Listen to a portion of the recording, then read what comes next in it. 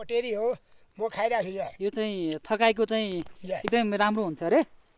थकानमा चाहिँ त्यस्तो त अब तपाईँ खानु न यो विषयमा गुलियो होइन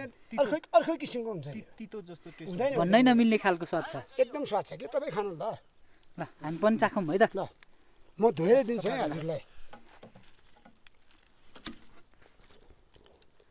आधा आधा गरौँ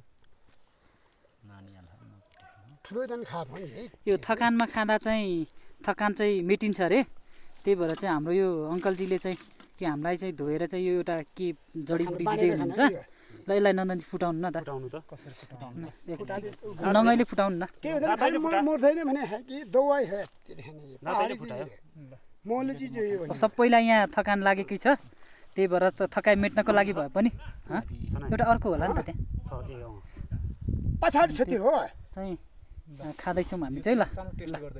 खाना खानु नन्दनजीले टेस्ट गर्नुहुन्छ यहाँ रविनजीले पनि टेस्ट लिँदै हुनुहुन्छ सबै खाना किन खानु कस्तो लाग्यो त रविनजी यसको टेस्ट के जस्तो लाग्छ मैले पनि खाएँ के हो जस्तो लाग्यो हाम्रो घरतिर मदर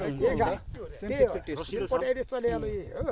यसको टेस्ट त्यसैले नन्दनजी बुझेर नदेखेर चले हो नि पटेरी त्यही हो यसको टेस्ट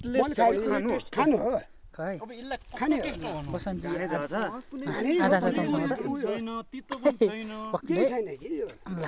अब यसलाई चाहिँ के टेस्ट भनेर अब बसन्तजीले पनि यहाँ चाख्दै हुनुहुन्छ है यो औषधिको रूपमा यो औषधि हो रे थकाइ मेटाउन थकाइ पनि एकदम मेटिन्छ बुढापाकाले खाने र शरीरलाई शक्ति पनि प्रदान गर्छ भन्ने खासमा पहिला बुढापाकाहरूले चाहिँ मैले टेस्ट गरेँ है भोकमारीको बेला चाहिँ खान्थे अरे यो खनेर चाहिँ तर टेस्ट कस्तो छ भनेर भन्न नसकिने खालको चाहिँ हुँदो रहेछ होइन यो स्वाद चाहिँ यो नै भन्न सकिन्न तर जो टेस्ट ठिकै छ खाना हो नि त मदर भनेर भनिन्थ्यो क्या त्यस्तै हुने रहेछ ल म कर लिन जान्छु है ल हस्